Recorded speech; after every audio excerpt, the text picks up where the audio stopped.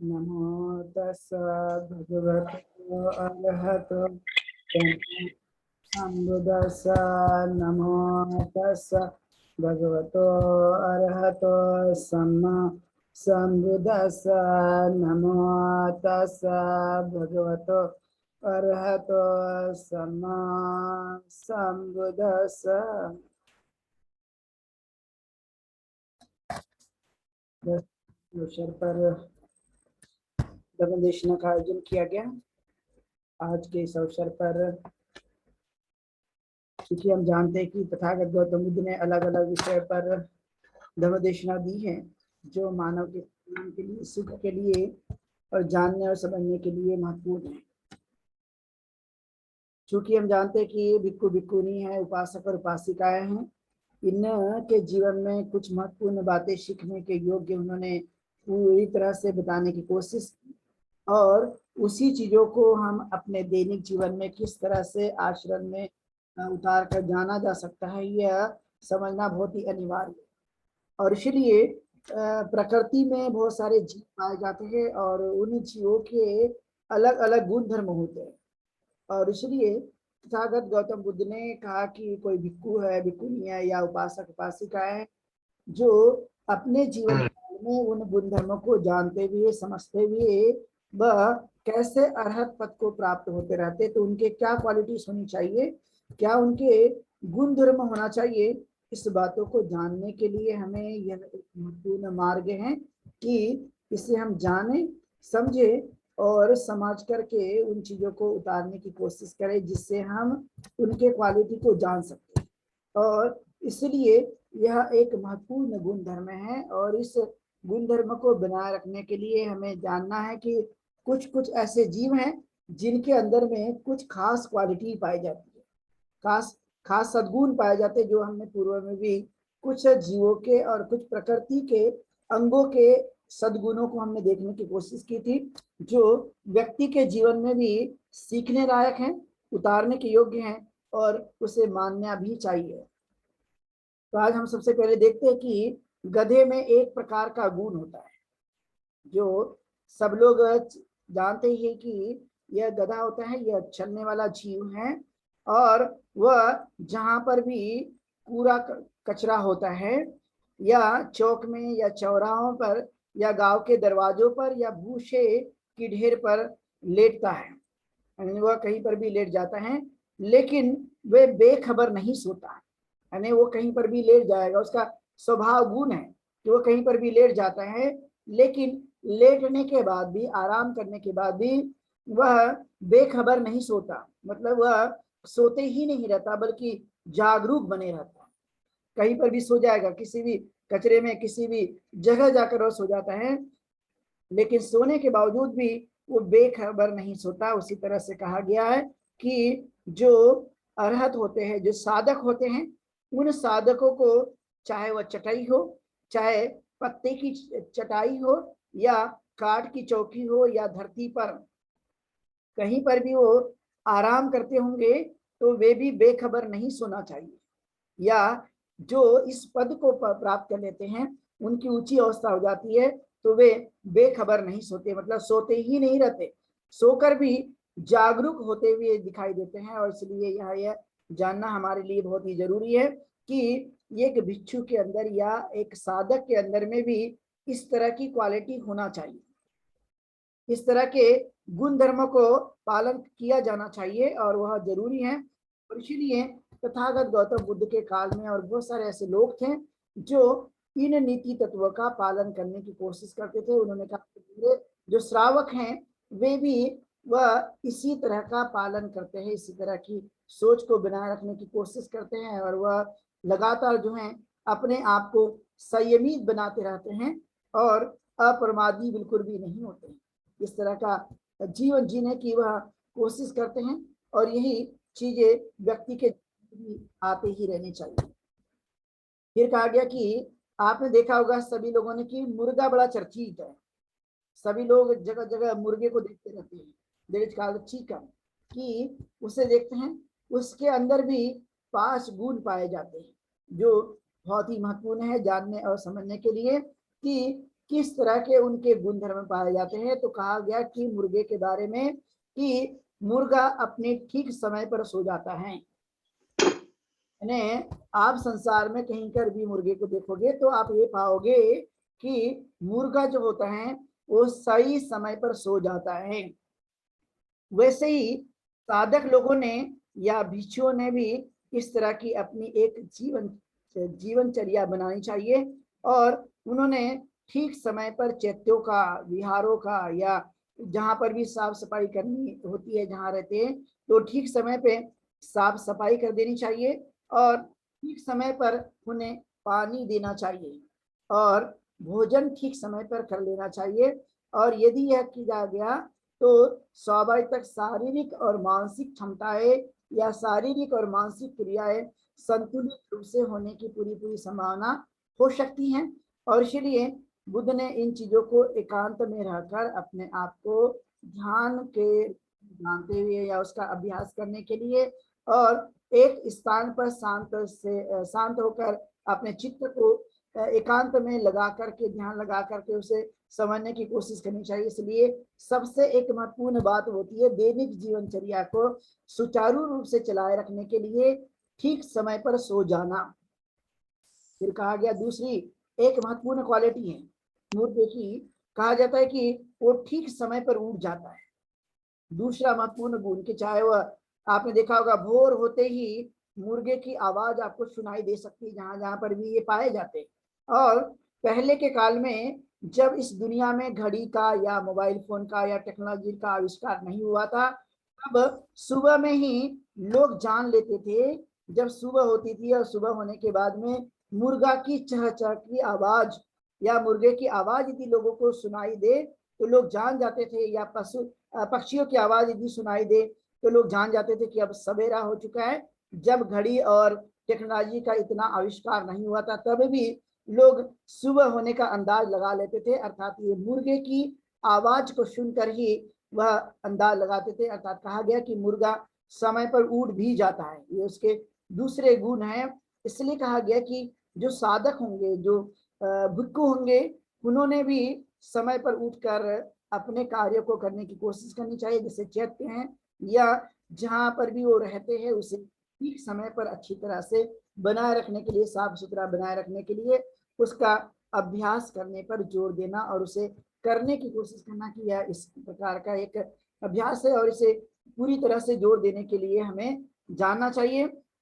अर्थात यदि हम साधक हैं तो हमें समय पर अपने कृत्य को पूरी तरह से अच्छे ढंग से कर लेना चाहिए। और जब हम पूरी तरह से अच्छे ढंग से कर लेते हैं तो हमारा कोई भी काम कमजोर नहीं होता, बल्कि वह हमारा कार्य वह आगे ही बढ़ते रहता है। इसलिए मुर्गे के बारे में और साधक के बारे में यही बात कही गई है कि वे समय पर उठ जाते हैं, वे समय पर वह अपने कार्य को करने की पूरी तरह से कोशिश करते हैं। वो कहीं पर भी अपने कार्य में कभी भी लेट नहीं पाए जाते या अपने कार्य में कहीं पर भी वो किसी भी प्रकार की आनाकानी नहीं करते। यही उसका एक अद्भुत गुण पाया जाता है और उसे हमें ध्यान रखने की कोशिश करना कि यह किस तरह का एक अद्भुत गुण है। इसके बाद कहा गया कि मुर्गा जमीन को पैरों से खुरेद खुरेद कर दाना चुगता है। यानी जहां पर भी वो अपना भोजन ग्रहण करेगा, उसकी एक खासियत होती है कि अपने पैर से कुरेद कुरेद करके वहां से वह दाना चुगने का काम करता है। वैसे ही इस संसार में जो साधक होते हैं, वे साधक भी वह अच्छी तरह से बिच्छू का ख्याल रखते हुए और देखभाल करते हुए कुछ खाना चाहिए, कुछ न कुछ खाने की वह कोशिश करते हैं और अपने भोजन को ग्रहण करते हैं। न मजा के लिए होता है और न ही मस्त रहने के लिए, बल्कि अपने शरीर को स्वस्थ रखने के लिए, निरोगी रखने के लिए और जीवित रखने के लिए वह शरीर को भोजन की आवश्यकता होती है, इसलिए वह भोजन ग्रहण करते हैं। और यही एक महत्वपूर्ण बात कही जाती है कि पेट की आग बुझाने के लिए, साथ में जो भूख लगी होती है उसे दूर करने के लिए, और साथ में वह साधक के लिए कहा गया कि वो ब्रह्मचर्य का पालन करने के लिए वह इस प्रकार से भोजनों का उपयोग करता है और भोजन को उपयोग करके वह अपने कार्य को करते रहता है। इसलिए भोजन एक महत्वपूर्ण है। लेकिन कहा गया कि जिस तरह से यह मुर्गा अपने पैर को कुरेद कुरेद करके वह बड़े अच्छे ढंग से वह दाना को चुगते रहता है, वैसे ही मनुष्य और साधक के बारे में ये बात कही गई है कि उन्होंने इस तरह से अपने जीवन को बनाए रखने पर जोर देना, समझने की कोशिश करना कि यही महत्वपूर्ण है। और फिर कहा गया कि मुर्गे की जो आंख होती है, वो मुर्गे को आंख रहते हुए भी रात के समय अंधा हो जाता है। मुर्गा के पास की एक खासियत है कि उसके पास आंख होते हुए भी रात के समय वह अंधा हो जाता है, उसको दिखाई नहीं देता। उसी तरह से साधक को भी चाहिए कि वह अंधा तो नहीं होते हैं, लेकिन वह अंधा बनकर रहना चाहिए। कुछ ऐसी चीजें होती है जो उनके जीवन में काम की नहीं, लेकिन फिर भी उसे संयमित होते हुए अपने जीवन को बनाए रखने के लिए वह अभ्यास करना जरूरी होता है। और चाहे वह जंगल हो या गांव हो, जहां पर भी वह भिक्षाटन के लिए जाते हैं, तो मन को खींचने वाले ऐसे रूप होते हैं, ऐसे शब्द होते हैं, ऐसे गंध होते हैं, ऐसे रस होते हैं, और स्पर्श के प्रति अंधापन और बहरापन और गूंगा कर होना चाहिए।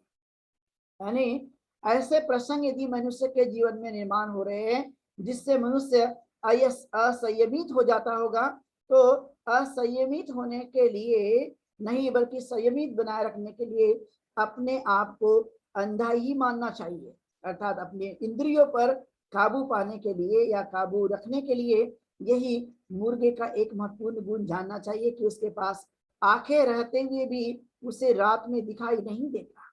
उसी तरह से मनुष्य को भी यही चीजें करना चाहिए। साधक के लिए कहा गया कि वह कहीं पर भी चारिका करने के लिए जा रहा है या कहीं पर भी वह विचरण कर रहा है या अपने कार्य को करने की कोशिश करता है, तो ऐसे समय में अपनी इंद्रियों को संयमित बनाकर अपने जीवन को जीने के लिए वह तत्पर रहना चाहिए। और यही उसके लिए एक महत्वपूर्ण गुणधर्म है, उपाय है, और इसे करने की कोशिश करनी चाहिए। समय आने पर यदि कोई ऐसी बात कहनी हो जहां पर कहने की जरूरत नहीं है, वहां पर गूंगा रहकर ही अपने आप को बनाए रखने की कोशिश करनी चाहिए। जरूरी नहीं है कि व्यक्ति बहुत बातचीत करता है इसलिए बुद्धिमान है, और व्यक्ति बात नहीं करता इसलिए बुद्धिमान नहीं है।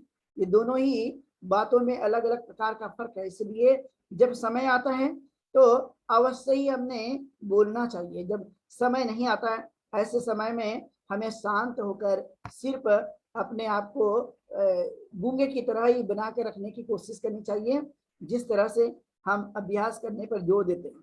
फिर कहा गया कि जो ढेला होता है, जो छड़ी है, लाठी है या मुदगर है से खदेड़ दिए जाने पर मुर्गे अपने घर में जाकर नहीं घुस जाते। यानी आप उन्हें किसी भी प्रकार से कोई डंडा दिखा दो, लाठी दिखा दो, कई प्रकार की चीजें उन्हें दिखा दो, लेकिन फिर भी ये मुर्गा अपने घर में जाकर कभी भी छुप नहीं जाते हैं या चले नहीं जाते हैं। वैसे ही साधक को या भिक्षुओं को भी ऐसा ही होना चाहिए कि चीवर सीते समय, विहार की मरम्मत करते समय और दूसरे के व्रतों को पूरा करते समय, उपदेश देते समय या उपदेश सुनते समय कभी भी मानसिक तत्परता को नहीं छोड़ना चाहिए। हमें जब कोई भी ऐसे प्रसंग निर्माण हो जाते हैं, ऐसे समय में उन चीजों को नहीं करना चाहिए, मतलब मानसिक तत्परता को बिल्कुल भी नहीं छोड़ना चाहिए। लगातार हमें अपने कार्य को करने की कोशिश करनी चाहिए। यही एक महत्वपूर्ण गुण धर्म है कि हम इस गुण धर्म को बनाए रखने की कोशिश करें। जिस तरह से एक मुर्गा को लाठी या अनेक प्रकार की चीजों को डरा कर धमका कर भी उसे ये सब कुछ डर दिखाया जाता है, लेकिन फिर भी वह अपने घर के अंदर नहीं चले जाता। उसी तरह से मनुष्य को भी चाहिए, साधक को भी चाहिए कि वह हर चीज का डटकर मुकाबला करे। वह आई हुई स्थितियों का, परिस्थितियों का डटकर मुकाबला करने की कोशिश करे। यदि यह कोशिश किया गया तो स्वाभाविक तौर पर वह अपने कार्य को अच्छी तरह से कर सकता है। इसलिए डराने के बाद में, धमकाने के बाद में नहीं, बल्कि हमने अपने कार्य को अच्छी तरह से करने की कोशिश करनी चाहिए। इसलिए कहा गया कि अनेक प्रकार के साधक थे, अनेक प्रकार की श्राविका थी, अनेक प्रकार के भिक्षु थे। उन सभी में सेनापति या सारीपुत्र को ही बनाया गया, या मिगार माता को ही वह एक अच्छी साधिका बताया गया। और उसी तरह से यही मनुष्य के जीवन के लिए कि बहुत सारे लोग विश्व में पाए जाते हैं, इस संसार में पाए जाते हैं, इस धरती पे पाए जाते हैं, लेकिन बहुत ही थोड़े लोग होते हैं जो इस मूल सिद्धांत को जानकर अपने कार्य को करने की कोशिश करते हैं। इसलिए जीवन में कभी भी डर पैदा नहीं होना चाहिए। कभी भी हमने इस तरह की भावना को बनाए रखने की कोशिश नहीं करनी चाहिए। बुद्ध पुत्र वही हैं जो अपने जीवन काल में साहस से अपने कार्य को करने की कोशिश करते हैं, वो डटकर मुकाबला करते हैं। और इसलिए तो वे बुद्ध के साधक है, बुद्ध के श्रावक है, बुद्ध के अनुयायी हैं। और बुद्ध के अनुयायी होने के नाते हमारे मन से ही डर निकल जाना चाहिए, उसे समाप्त होना चाहिए और निर्भय होकर अपने कार्य को करने की कोशिश करनी चाहिए। और यही श्रमणों का, यही साधकों का, यही बुद्ध पुत्रों का, पुत्रियों का यही एक जीवन होता है जो हमने जानने की कोशिश करनी चाहिए। फिर कहा गया गिलहरी का एक गुण होता है जो हमें जानना चाहिए कि क्या गुण होता है। तो कहा गया कि किसी शत्रु के आने पर गिलहरी अपनी पूंछ को पटक पटक कर फुला लेता है और उसी से भगा देता है। मैंने कहा गया कि उसकी खास क्वालिटी होती है गिलहरी की कि जब वो कोई शत्रु को आते देखता है तो अपनी पूंछ को पटक पटकता है और पटक पटकने के बाद में इसी से डर पैदा करके उसे भगा देने की पूरी तरह से कोशिश करता है। और उसी तरह से साधक को भी चाहिए, योग साधक को भी चाहिए, भिक्षु को भी चाहिए, उपासक उपासिका को भी चाहिए कि वे क्लेश रूपी शत्रु के निकट आने पर भी अपनी स्मृति को बनाए रखकर अपने इस ताकत से लाठी पटक पटक कर उसे भगा देना चाहिए। यानी किसी भी प्रकार का मार जब हमारे ऊपर होता है तो इस मार को हमने अपने जीवन काल से हटा देने की कोशिश करनी चाहिए। जैसे गिलहरी अपने जीवन काल में वह शत्रु को आते देखकर अपनी पूंछ को पटक पटक करके शत्रु के अंदर में डर पैदा कर देती हैं, उसी तरह से श्रावक को भी चाहिए या साधक को भी चाहिए कि उन्होंने इस तरह का अभ्यास करने पर जोर देना चाहिए। यदि इस तरह का जोर दिया गया तो स्वाभाविक तौर पे हम साधक लोग क्लेश रूपी मार या क्लेश जब उत्पन्न होता है तो उसे हम यही अपने जीवन काल में स्मृतिवान होकर जागरूक रहकर हम उसे अपने जीवन काल में आने नहीं देते, उसे अपने जीवन काल में उतारने नहीं देते, अर्थात उसको हम अपने शत्रु को अपने ऊपर में हावी होने नहीं देते, उसे हम अपने आप से दूर कर देते हैं। और यही एक बड़ा सद्गुण है। और इसलिए कहा गया कि जो श्रमण होते हैं वो गुणों को नष्ट करने वाले क्लेश शत्रु पर चढ़ाई कर देते हैं। यानी जो भी मार होंगे, जो भी विकार होंगे, जो भी गलत धारणाएं होगी, जो भी बुराई की चीज होगी, उसको वह जड़ मूल से समाप्त कर देते हैं और अपने ऊपर हावी होने नहीं देते। यही अपने जीवन काल में स्मृतिवान होकर, सम्यक स्मृति की जो बात कही जाती है अष्टांगिक मार्ग में, वही अपने जीवन काल में स्मृतिवान रहकर अपने आप को अच्छी तरह से बनाए रखने पर जोर देना चाहिए। यदि ये किया गया तो वास्तविक रूप से हम इन गुणधर्म को जान सकते हैं, समझ सकते हैं और उन गुणों को अपने जीवन काल में आत्मसात कर सकते हैं। फिर कहा गया मादे चीते का एक गुण पाया जाता है, जो इस आपने देखा होगा जंगलों में मादे चीते पाए जाते हैं और उस के अंदर में एक गुण होता है कि मादा चीता एक ही बार गर्भधारण करती है और दूसरी बार नर के पास नहीं जाती। और वैसे ही योग में जो भी साधक होंगे और जो भी योग कर्म करने वाले लोग होंगे, जो भी भिक्खु होंगे या जो भी साधक साधिका होंगे, जो भी उपासक उपासिका होते हैं, उन्होंने भी यह भिक्षु को फिर से जन्म लेना, गर्भ में आना और मर जाना, नष्ट होना, बूढ़ा होना और संसार की बुरी से बुरी दुर्गतियों के भय को देखकर यह आवागमन से मुक्त हो जाता है। वह संकल्प कर लेता है कि इस दुखी और इस दुखी संसार में मैं पुनः कभी आने की मैं कोशिश नहीं करूंगा। मैं जान चुका हूं इस संसार के इस कार्य को, अब दोबारा कभी इसकी आने की संभावना नहीं होगी। यह दृढ़ संकल्पित हो जाता है, क्योंकि जिस तरह से मादा या चीता सिर्फ गर्भधारण सिर्फ एक बार करता है, उसके बाद में वह दोबारा गर्भधारण नहीं करता, उसी तरह से इस संसार में भी चाहिए साधक को कि वह जान गया है, समझ गया है कि संसार में किस तरह का अपना एक जीवन है और उस जीवन को जीते हुए वह अपने आप को इस अलग अलग प्रकार के जो भी मार्ग, जो भी विकार, जो भी दुख हमारे जीवन काल में आते हैं, उन्हें हम आने नहीं देंगे। और यही हमारे लिए एक बड़ा गुणधर्म है कि इस भय से हम जानना चाहिए कि जो हम आने जाने का जीवन है, जन्म और मरण की संकल्पनाएं हैं, जो हम जन्म लेते हैं, मृत्यु को प्राप्त होते हैं, जन्म लेते हैं और मृत्यु को प्राप्त हो जाते हैं, इससे व्यक्ति को होना चाहिए। और जब भय उत्पन्न होता है तो हम इस प्रक्रिया से पूरी तरह से बाहर निकलने की कोशिश करते हैं। लेकिन आपने देखा होगा मनुष्य हैं जो बार बार अनेक प्रकार की तृष्णाएं उनके अंदर में उत्पन्न होती है और हम स्वयं ही इस बात को कहते रहते हैं। और यही एक हमने मादक चीता से सीखने की कोशिश करनी चाहिए कि उसके अंदर में यह एक महत्वपूर्ण गुण धर्म है जो हमें जानना चाहिए। इसके बाद कहा गया नर चीते में दो प्रकार के गुण धर्म पाए जाते हैं। मादा चीता में एक था, अब ये नर चीते में दो प्रकार के गुण धर्म पाए जाते हैं। चीता जंगल की घास पात में या घनी झाड़ी में या पहाड़ में छिप जानवरों पर घात लगाकर उन्हें पकड़ लेता है। वैसे ही यानी जो साधक होंगे, वह साधक भिक्षु या जो भी साधक साधिका होंगे, वह एकांत में आसन लगाकर बैठ जाते हैं, चाहे वो जंगल, चाहे वृक्ष के नीचे हो, चाहे वह पहाड़ हो या किसी वह शमशान में हो या खुली जगह में हो या कहीं पर भी ऐसे एकांत में बैठ करके वह ध्यान लगा लेते हैं और उन पर किसी भी प्रकार का कोई प्रभाव नहीं होता। वह अपने आप को बनाए रखने की कोशिश करता है। जिस तरह से नर चीता वह जंगल में, झाड़ियों में, न जाने घने घने जंगलों में जा जाकर भी वह अपने अपने इस चीजों को खोज निकालता है, अपने छिपे हुए जानवरों पर घात कर देता है, उसी तरह से यह साधक भी है कि किसी एकांत में बैठने के बाद में अपने मन को एकाग्र करते हुए वह अपने आप को जान लेता है और आसानी से, चाहे वो किसी भी प्रकार का हल्ला गुल्ला हो, किसी भी प्रकार की बाहरी ताकत उन पे अटैक करती हो, लेकिन उनसे वो भयभीत नहीं होते, बल्कि एकांत में ही ध्यान साधना का अभ्यास करते हुए वह समाधि को लगा लेते हैं और उसी से उनका जीवन आगे बढ़ने की संभावना होती है। दूसरा महत्वपूर्ण गुणधर्म बताया गया वह यह है कि चीते का शिकार बाई और गिर जाए तो वह उसे नहीं खाता। चीते का एक बड़ा स्वभाव है कि जब वो शिकार करता है तो शिकार करने के बाद में यदि वह गिर जाए तो उसे कभी वह ग्रहण नहीं करता।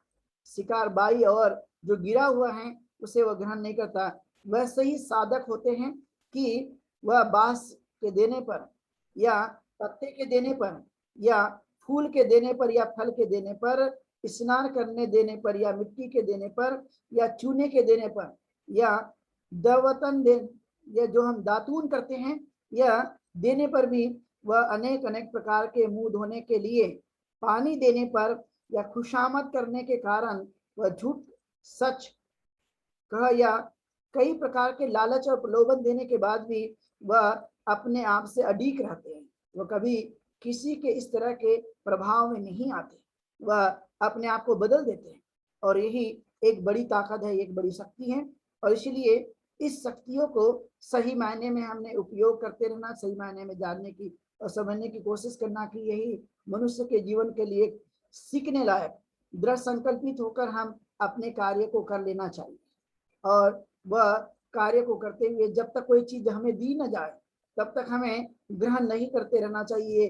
खास गुणधर्म है, इसे हमें बनाए रखने पर जोर देना चाहिए।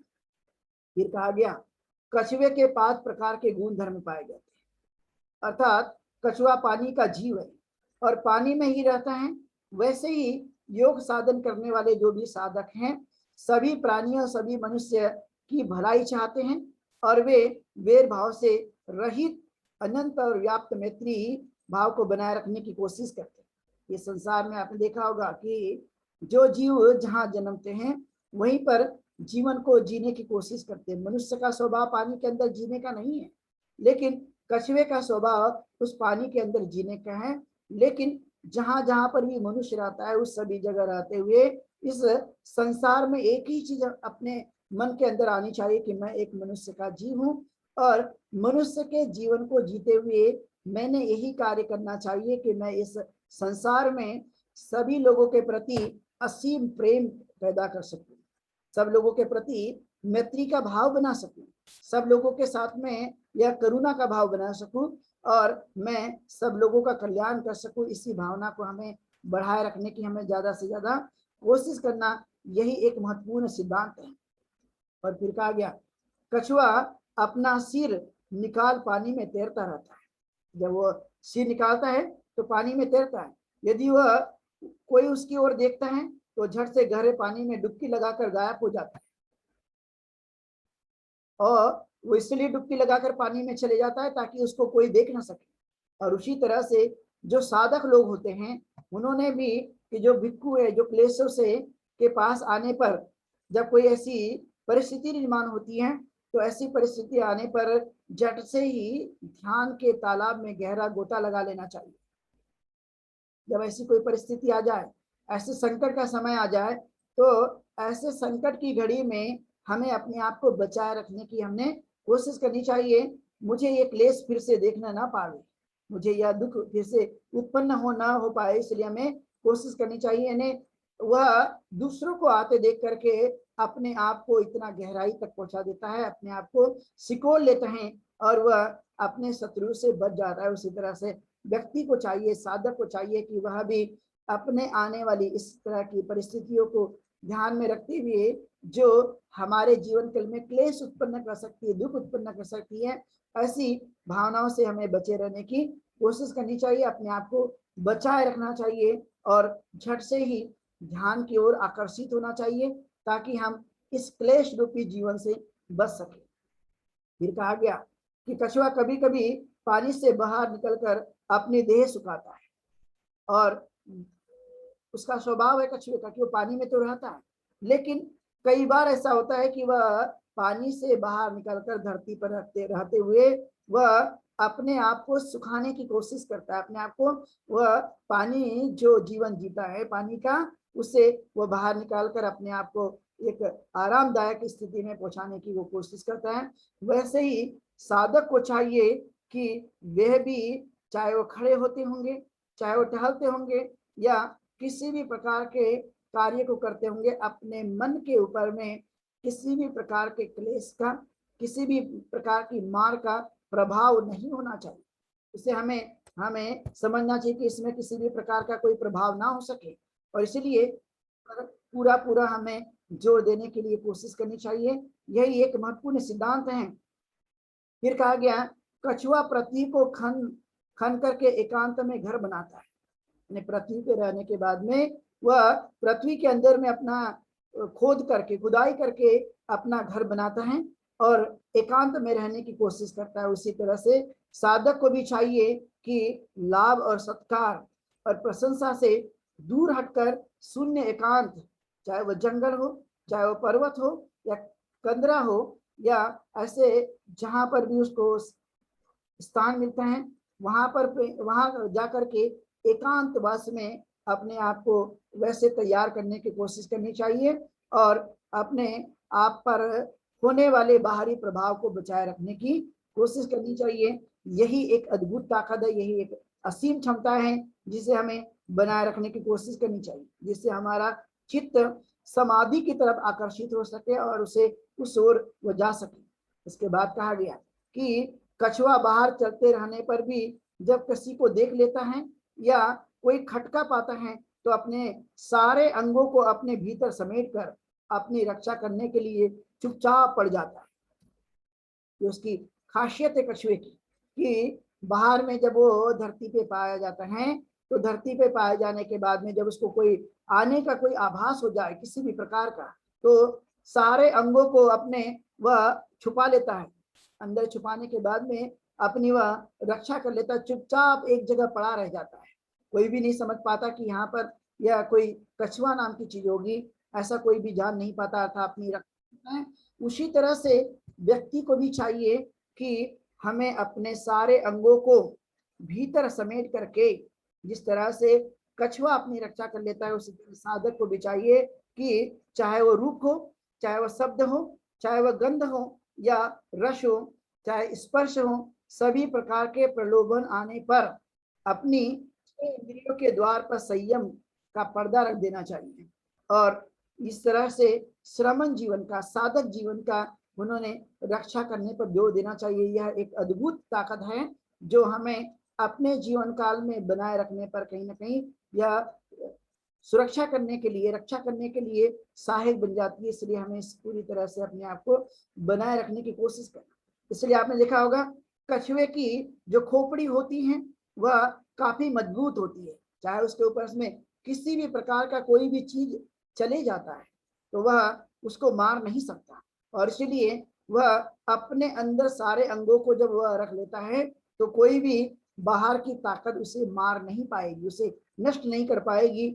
और इसलिए आपने देखा होगा कछुआ जो है वो 300 वर्ष तक जीता है, उसकी जो आयु है वो काफी लंबी होती है।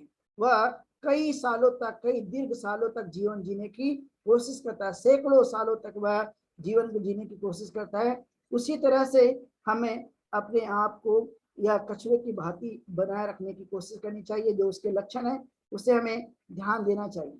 फिर कहा गया बांस का एक गुण होता है, और जिस तरह से कहा गया कि जिस तरह से हवा जिस ओर बहती है उसी ओर बांस झुक जाता है, किसी दूसरी ओर नहीं जाता।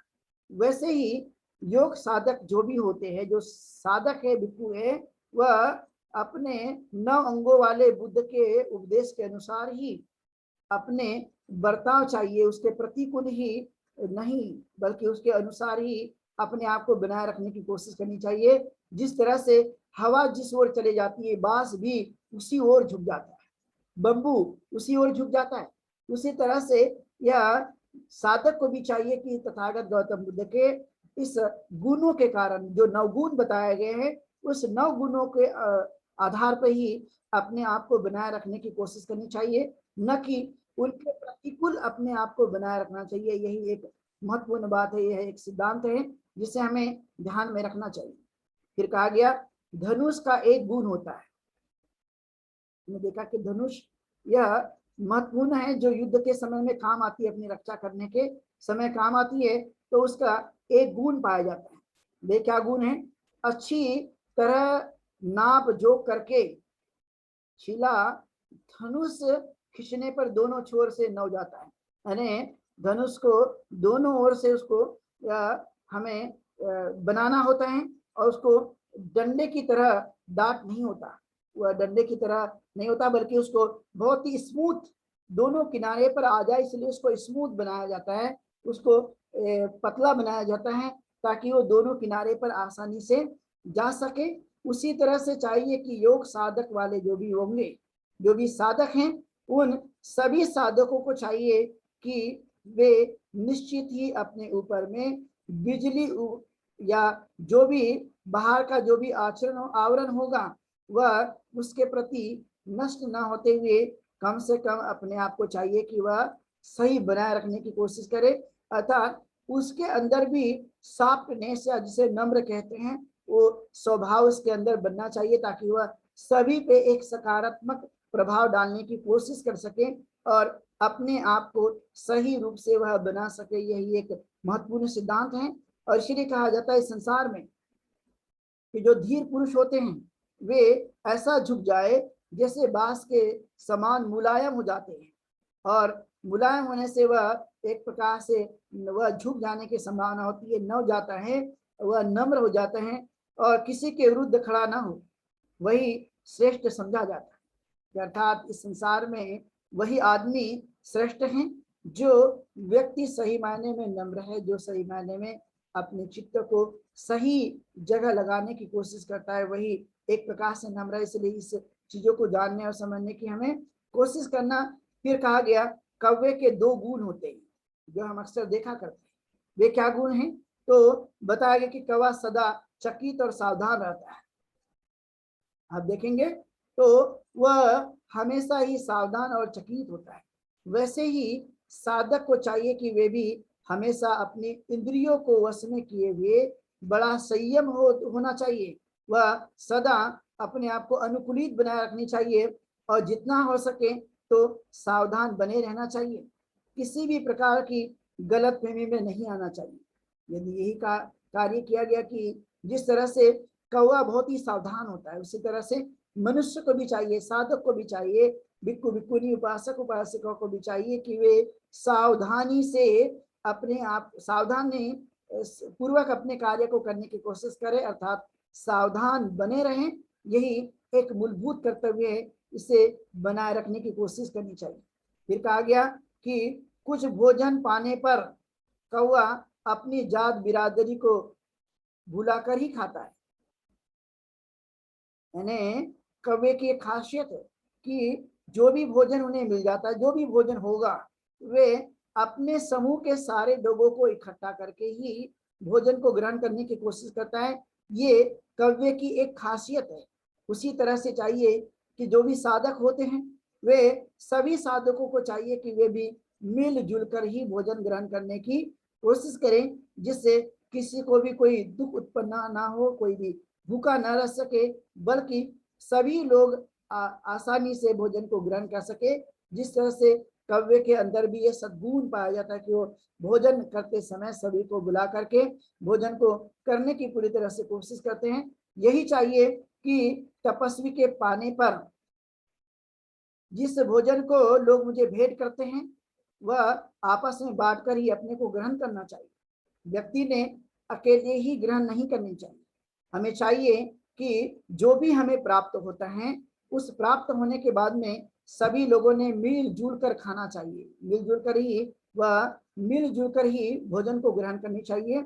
यही एक महत्वपूर्ण गुण धर्म पाया जाता है जो कौवे के पास है। साधक को भी चाहिए कि इस तरह के अपने गुण धर्म को बनाए रखने की कोशिश करें। इसके बाद कहा गया वानर के दो गुण होते हैं। जो बंदर है, वो बंदर के भी दो गुण होते हैं। ये क्या गुण है? एकांत स्थान में शाखाओं से घने किसी भी भारी घास पर ही बानर वास करता है। उसको किसी भी प्रकार का कोई भय ना हो। आपने देखा होगा कि वह पेड़ों पर निवास करता है, शाखाओं पर निवास करता है, और वो भी घने से घने शाखाओं पर ही अपने जीवन को बनाए रखने की कोशिश करता है। वैसे ही साधक को चाहिए कि वह बहुत देखभाल करके अपने गुरु को बनाए रखने की कोशिश करनी चाहिए, अपने आप को बनाना चाहिए। और जो लज्जावान हैं, जो कोमल स्वभाव हैं, और जो शीलवान हैं, और जो इस बुद्धिमान हैं और धर्म जानने वाला व्यक्ति है, और प्रिय और गंभीर है, आदरणीय है, पूजनीय है, अच्छा बोलने वाला है, किसी बात को समझाने में बहुत ही पटु है, अच्छे उपदेश देने वाला है, और अच्छी सीख देने वाला है, अच्छी राह दिखाने वाला है, और धम्म उपदेश करके भाव को जगाने वाला है, और लगन सभी कार्यों में हमारी लगन पैदा करने वाला है। वही सबसे महत्वपूर्ण इंसान है। उसे ही जानना चाहिए कि जिस तरह से वो घने में रहते हुए भी वानर अपने आप को बनाए रखता है, उसी तरह से हमें इस कार्य को भी करने की पूरी तरह से कोशिश करनी चाहिए। यही एक सद्गुण है। वानर वृक्षों पर ही चलता है। आपने देखा बंदर जो होता है वह हमेशा ही वृक्षों पर चलता है, और रहता भी है और बैठता भी है। यदि नींद आती है तो वही रात भी बिता देता है। आपने देखा कि जो बंदर होते हैं वो पेड़ में ही रह लेते हैं, नींद आने पर भी वह पेड़ में ही सो जाते हैं। उसी तरह से साधक को भी चाहिए कि वह नींद आती है तो वही रात भी बिता देता है। जहां भी उसको समय मिल गया, जहां भी उसको नींद आ जाती है तो वह वहीं पे आराम करना चाहिए। साधक को कहीं पर भी जाने के बाद कहीं पर भी नींद आनी चाहिए, अर्थात उन्हें कहीं भी रहना आ जाना चाहिए। जिस तरह से एक ऊपर वाले पेड़ में एक शाखा में भी आराम कर लेता है, उसे किसी भी प्रकार का भय नहीं लगता, उसी तरह से व्यक्ति को भी चाहिए कि वही व्यक्ति इस तरह से ही वानर के समान ही वह जहाँ है वहां पर वह आराम से सो जाए, आराम से उसे नींद आ जानी चाहिए, इस तरह की कोशिश करनी चाहिए। धम्म में भी ये बात कही जाती है कि आखिरकार जब हम धम्म का आचरण करते हैं, धम्म पीति सुखम सेति, अर्थात जब हम धम्म का आचरण करते हैं तो धम्म का आचरण करने के कारण हमारे आसानी से नींद आने की संभावना होती है। ये अद्भुत ताकत है, यही एक अद्भुत शक्ति है। इसे हमें बनाए रखने की कोशिश करनी चाहिए कि वो किस तरह से डिफिकल्टी है। हमें यदि कोई कह दे कि शाखाओं में सो जाए तो बड़ा मुश्किल है, लेकिन वानर का सो जाना उसके लिए आसान है। इसलिए उपमा देकर बताया गया है कि हमें जहां जहां पर भी जाते हैं, जहां जहां भी समय मिल जाता है, जहां पर भी रात हो जाती है, वहीं पर हमने आराम कर लेना चाहिए और वहीं हमें सोने की कोशिश करनी चाहिए। फिर कहा गया लौके का एक गुण होता है और यह भी एक महत्वपूर्ण है। वे क्या गुण है? लौके की लत घास पर या लकड़ी पर या किसी दूसरी लता पर अपनी फुगनियों को फेंक फेंक कर फैल जाती है। अर्थात आपने देखा कि जो लौकी की बेला होती है वह अपने वो बेला कहीं पर भी चले जाती है, लकड़ियों में कहीं पर भी वह चले जाती हैं और वह अपने आप को बनाए रखती है। वैसे ही साधक को भी चाहिए, बिच्छू बिच्छुनियों को भी चाहिए कि वे भी ध्यान का अवलंबन करके, ध्यान का आलंबन करते हुए वह अपने आप को अरहत पद तक पहुंचाने की कोशिश में लगे रहना चाहिए। साधक चाहिए कि अपनी तृष्णाओं को, अपनी मार को, अपने विकारों को पूरी तरह से नष्ट करते रहें, उसे दूर करते रहें। इसी कार्य पर ज्यादा से ज्यादा ध्यान देने की कोशिश करनी चाहिए। यही एक अद्भुत कार्य है और इसे हमें ध्यान में रखने की कोशिश करनी चाहिए। फिर कहा गया बीज के दो गुण होते हैं। जो सीड है, जो बीज जिसे मानते हैं, इसके दो गुण धर्म होते हैं। कहा गया कि केवल थोड़े से बीज अच्छे खेत में बोए जाने पर पानी बरसने के बाद में वह बहुत फल देते हैं। कोई भी बीज को हमने पानी मिल गया, खेत मिल गया, खेत में हमने डाल दिया और बारिश आ जाती है तो बारिश के आने के कारण वह फूल जाता है, फल जाता है और बाद में वह अच्छे से फल देता है और इसलिए वह अच्छी फसल कहलाती है। उसी तरह से कहा गया कि जो भी साधक होंगे वे सभी लोग सील का अभ्यास करते हुए श्रमण के सभी फल उसे प्राप्त हो सकते हैं। उसे अपने आप को उचित तरह से अपने जीवन को अनुकूलित बनाते हुए, अच्छी तरह से पालन करते हुए इन चीजों की तरफ में वह आगे बढ़ने पर जोर देते रहना चाहिए, तभी वह उन सभी चीजों को प्राप्त कर सकता है। फिर कहा गया कि अच्छी तरह से शुद्ध किए गए खेत में बीज रोपे जाने पर शीघ्र ही जम जाता है। यानी कहीं पर भी जब अच्छे खेत में आप बीज को बो देते हैं तो उससे अच्छे फल शीघ्र ही प्राप्त हो जाते हैं। यदि वह अच्छे फल, अच्छी जमीन नहीं होगी तो वह कितना अच्छा भी बीज बो दिया जाए तो उससे वह प्राप्ति नहीं हो सकती। इसलिए कहा गया कि अच्छी तरह से शुद्ध किए खेत में अच्छी तरह से उसे बनाए रखने के बाद में जब हम बीज को रोपित कर देते हैं तो उससे शीघ्र ही फल आ जाते हैं, उसे शीघ्र ही प्राप्त हो जाते हैं।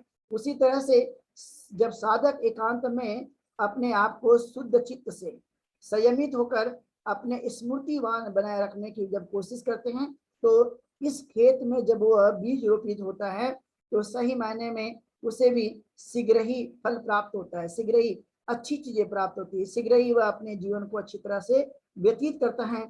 यही उसका एक गुण धर्म है और इसे हमें बनाए रखने की कोशिश करनी चाहिए। फिर कहा गया कि साल वृक्ष का एक गुण धर्म होता है। हमने देखा कि सिद्धार्थ गौतम का जन्म भी साल वृक्ष के नीचे हो गया और वह उन्हें मृत्यु जो हुई थी हमने पाया कि वो साल वृक्ष के नीचे ही उनकी मृत्यु भी हो गई। उसी साल वृक्ष का एक गुण धर्म पाया जाता है।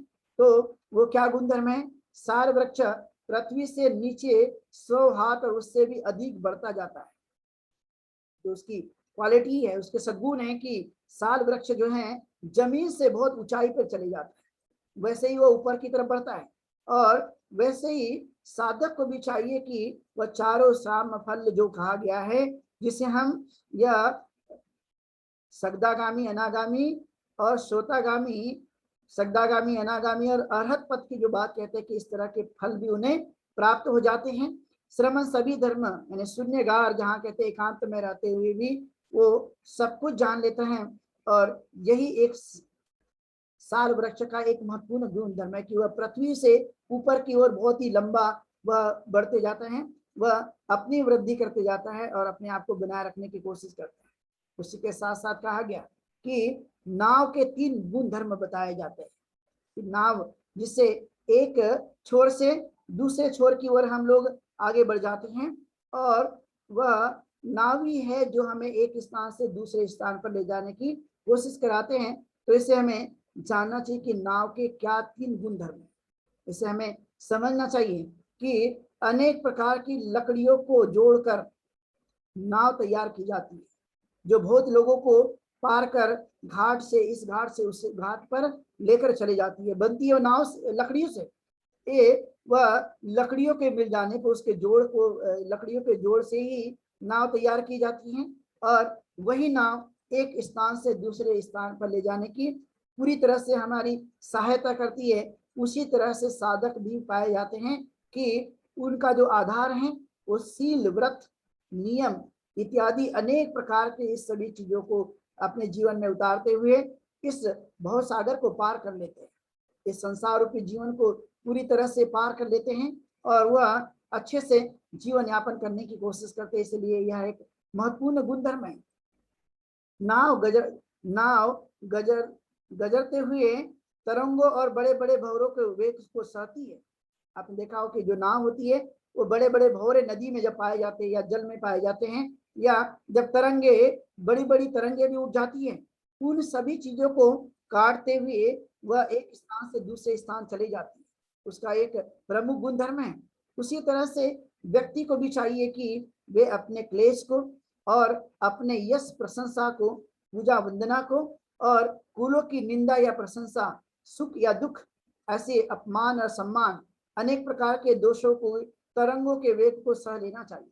व्यक्ति को चाहिए कि जो साधक होते हैं वो अनेक प्रकार के जो मान सम्मान, निंदा प्रशंसा, लाभ हानि, सम्मान अपमान, कई प्रकार की जो वेग होते हैं, जो तरंगे होती है संसार में व्यक्तियों के द्वारा उत्पन्न की जाती है, वह साधक ही हैं जो इस सभी प्रकार के वेगों को काट करके वो वहां पर पहुंच जाती है, वहां पर पहुंच जाता है। और यही एक अद्भुत ताकत हमें देखने के लिए मिलती है। जिस तरह से नाव अनेक प्रकार के भंवरों को काटते हुए, अनेक प्रकार की तरंगों को जो जल के अंदर में वह उत्पन्न होती है उसे काटते हुए वह एक दूसरे स्थान पर, दूसरे छोर पर चले जाती है, साधक भी वो होते हैं कि संसार में अनेक प्रकार के जो भी क्लेश होंगे उन सभी तरंगों को काटते हुए अपने जीवन को वो बनाए रखने की कोशिश करते हैं, और वे किसी भी प्रकार की ऐसी चीजों में नहीं पड़ते।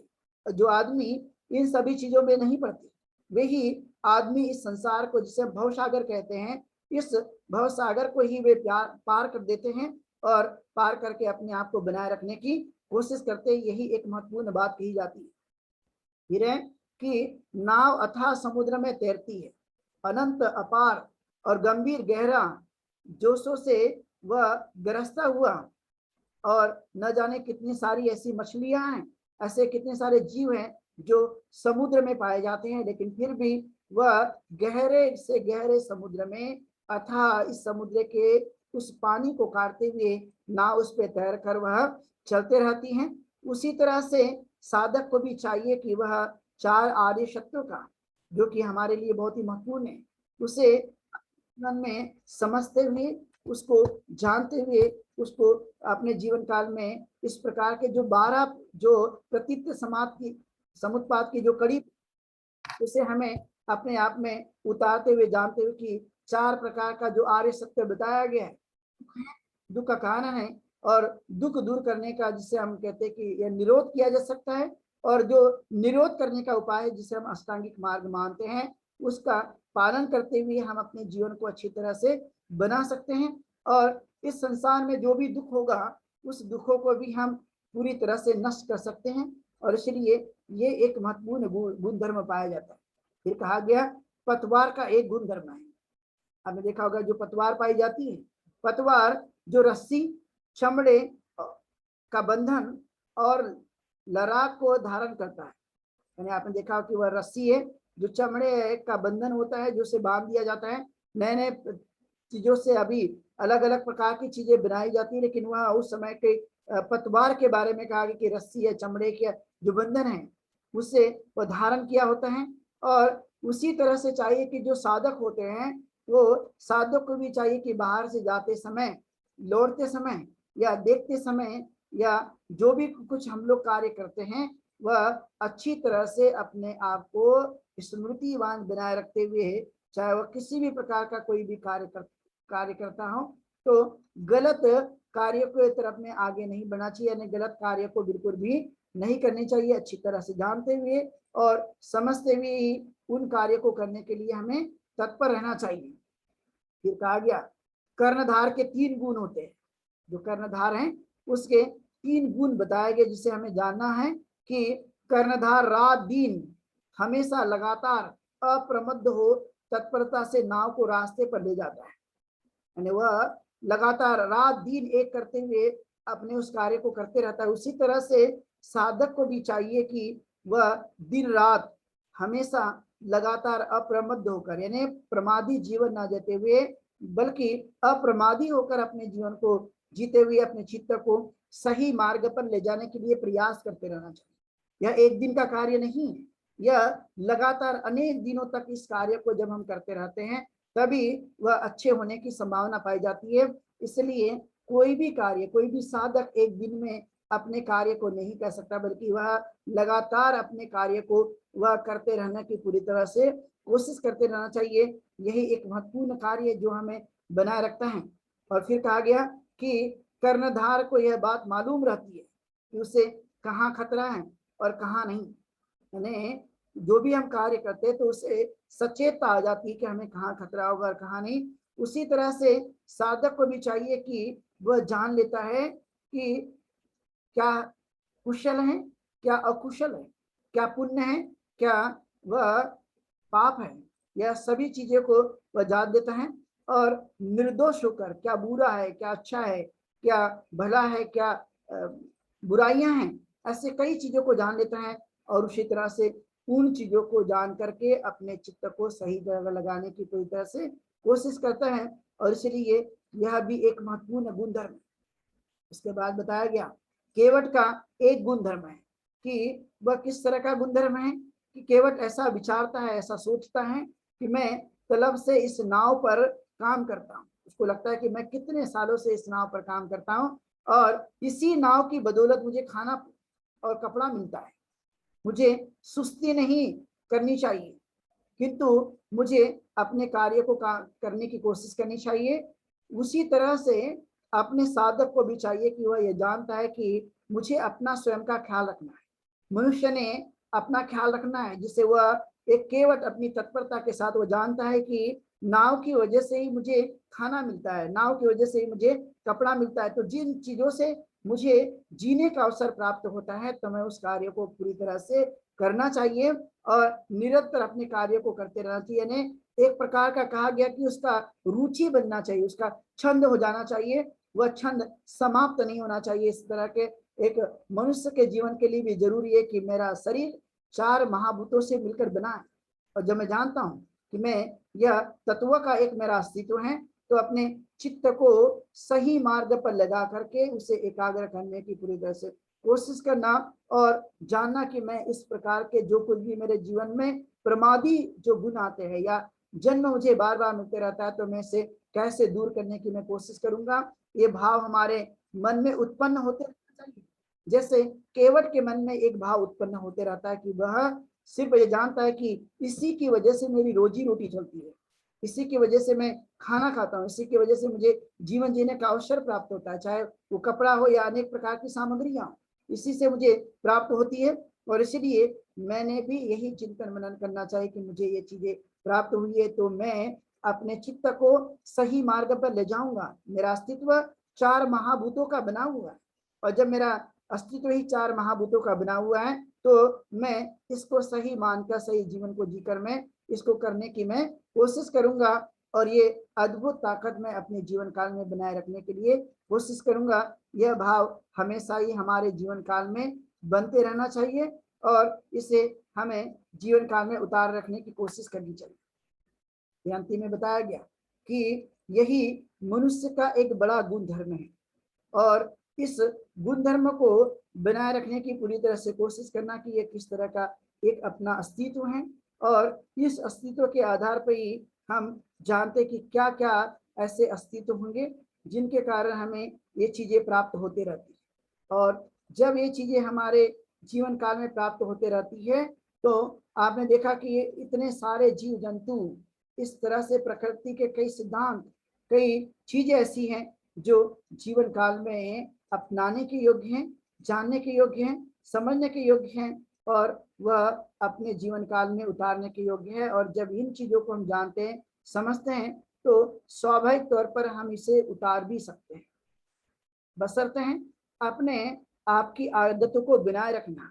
जब भी कोई चीज ऐसी उत्पन्न हो जाती है, जब मन घबराने लगता है, जब मन उदास होने लगता है, जब कई प्रकार की चीजें हमारे जीवन काल में बाधा बनकर आती रहती है, तब भी हमें यह चीजें जानना चाहिए कि नहीं, मेरा कोई खास अस्तित्व है और मुझे ये जीवन को अच्छी तरह से जीना चाहिए। और इसीलिए कहा गया कि आग के भी 5 गुण बताए गए। वो क्या 5 गुण है कि आग जो होती है, घास, लकड़ी, डाल और पत्ते को जला देती है। आपने देखा ही होगा कि आग का अपना एक स्वभाव है। उसी तरह से साधक को भी चाहिए कि भीतर और बाहर के विषय पर होने पर जो भी कुछ हमारे जीवन काल में इष्ट या अनिष्ट जो जितने भी क्लेश उत्पन्न होते हैं, वे सब क्लेशों को आग यानी ज्ञान की आग से मैं जला दूंगा। इंसान को चाहिए कि मेरे भीतर जितने भी विकार होंगे, जितने भी तृष्णाएं होंगी, जितने भी क्लेश होंगे, इन सभी क्लेशों को मैं अपने माध्यम से ज्ञान रूपी इस प्रकार से मैं उन सबको मैं जला दूंगा। यह हमें सोचना चाहिए। फिर कहा गया आग निर्दय और कठोर होता है। आपने देखा होगा कि वह निर्दय और कठोर होता है। उसी तरह से बिच्छू को भी चाहिए कि क्लेश को दूर करने में कोई भी दया या करुणा नहीं दिखानी चाहिए। यानी जब हमारे चित्त में अनेक प्रकार की बुराइयां, अनेक प्रकार के गलत संस्कार होते हैं, तो ऐसी कंडीशन में हमें अपने चित्त में अपने मलों को, अपने विकारों को छुपाने के लिए किसी भी प्रकार की करुणा और दया दिखाने की जरूरत नहीं है। यहाँ पे आग की तरह ही हमें निर्दयी और कठोर बनकर ही कार्य करने पर जोर देना चाहिए। यही एक अद्भुत गुण पाया जाता है। इसी के साथ साथ बताया गया कि हम अपने जीवन काल में आग ठंडे को दूर करती है। आपने देखा हो कि जो आग है वो ठंडे को दूर कर देती है। जो हमें ठंड लगती है या जो ठंडी होती है, आग का स्वभाव है उसे दूर कर देना, वह पूरी तरह से दूर कर देती है। उसी तरह से साधक को भी चाहिए कि वह उत्साह की क्लेश से, जो उत्साह की आग होती है, वो उत्साह की आग से क्लेशों को वह दूर कर देना चाहिए। जैसे आग हमारे ठंड को दूर कर देती है, उसी तरह से यह मनुष्य के उत्साह के कारण ही क्लेश समाप्त हो जाते हैं, और इसे हमें यह पूरी तरह से दूर करने चाहिए। इसके बाद बताया गया कि आग न तो किसी की चापलूसी करती है और न ही किसी के प्रति द्वेष, किंतु सभी को समान रूप से गर्मी देती है। आपने ये स्वभाव देखा होगा। उसी तरह से साधक को भी होना चाहिए कि वह अपने इस तेजस्वी होकर अपने आप को बनाए रखते हुए किसी की न तो चापलूसी करनी चाहिए और नहीं किसी के प्रति द्वेष भावना बनाए रखना चाहिए, बल्कि समता भावना का ही हमने अभ्यास करने पर जोर देना चाहिए। यही उसकी एक अद्भुत ताकत होती है। और फिर कहा गया आग अंधेरे को दूर कर देती है। आपने देखा जब आग जलाते हैं तो वहां से अंधेरा समाप्त हो जाता है और जो प्रकाश वहां पर उत्पन्न हो जाता है। उसी तरह से साधक को भी चाहिए कि वह अज्ञान को दूर करके ज्ञान का प्रकाश फैलाना चाहिए। कोई भी यदि अज्ञान होगा, उस अज्ञान को दूर करके इस प्रकाश को फैलाने की पूरी तरह से कोशिश करनी चाहिए। यही एक अद्भुत जीवन धर्म है। और जो भी महत्वपूर्ण गुण धर्म बताए गए, इस गुण धर्म को अच्छी तरह से आत्मसात करना, जानना कि यह जीवन में कैसे उतारे जा सकेंगे, कैसे इसको हम आचरण में उतार सकेंगे। यह सीखने लायक है, अनुभव करने लायक है, जीवन में यह एक प्रकार के सार के रूप में इसे ग्रहण करने के लायक है। जब जब भी हम इन चीजों को जानते हैं, समझते हैं, तो स्वाभाविक तौर पे हम अपने जीवन में उच्च शिखर तक का जो कोई भी गुण धर्म है वो हम उसे प्राप्त कर लेते हैं।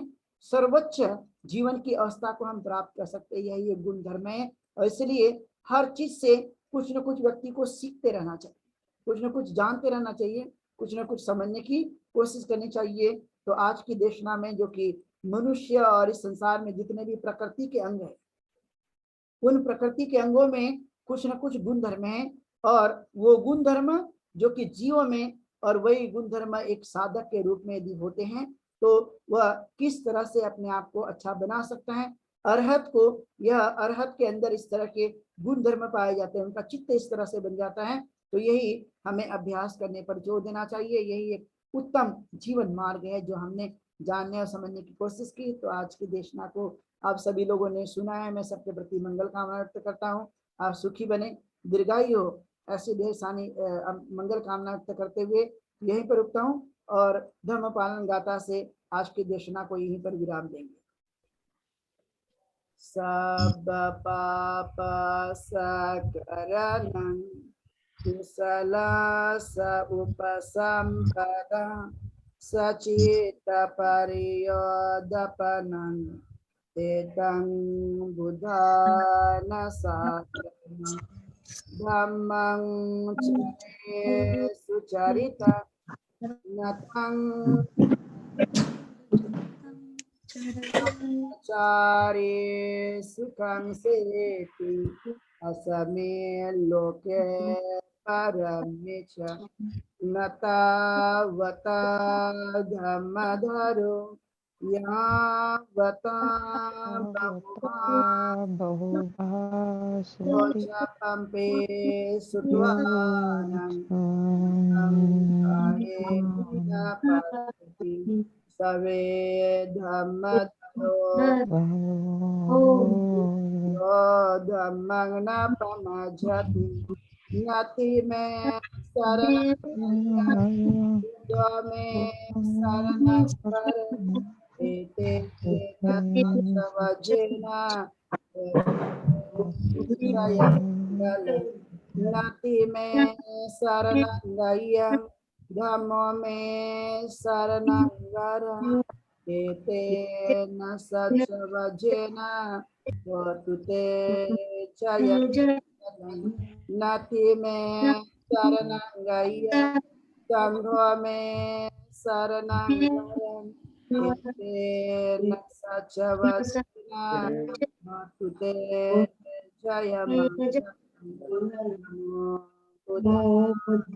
नमो नमो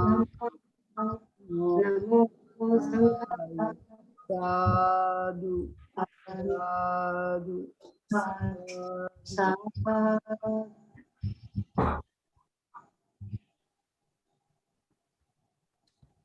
वंदामी बनते जी, सभी को नमो बुद्धाय, जय भीम। वंदामी बनते जी, सभी को नमो बुद्धाय, जय भीम। वंदामी बनते जी, सभी को जय भीम, नमो बुद्धाय। बनते जी, सभी को जय भीम। सुखी हो।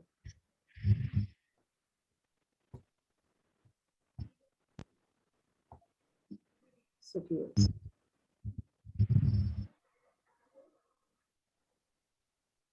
हॅलो हॅलो, हा बनते जी, यस। मी का म्हटलं सर, स्टार्ट किती वाजता होते एक्झॅक्टली टायमिंग? 7:30 वाजता. अरे मी 6:30 वाजतापासून आज बघितलं, म्हणजे चालूच नाही झालं. म्हटलं बा 7:30 ते 8:30 पर्यंत सर? हो, 1 तासाचा असतो हा. ठीक आहे सर. मग सकाळ अर्धा तास प्रेयरचं काहीतरी दिलं होतं तुम्ही? 6 वाजता ते वंदना सुरू होते, 6:30 पर्यंत सायंकाळी, आणि सकाळी 5 ते 6 पर्यंत 1 तासाची धम्मदेशना, आणि नंतर 6 ते 6:30 पर्यंत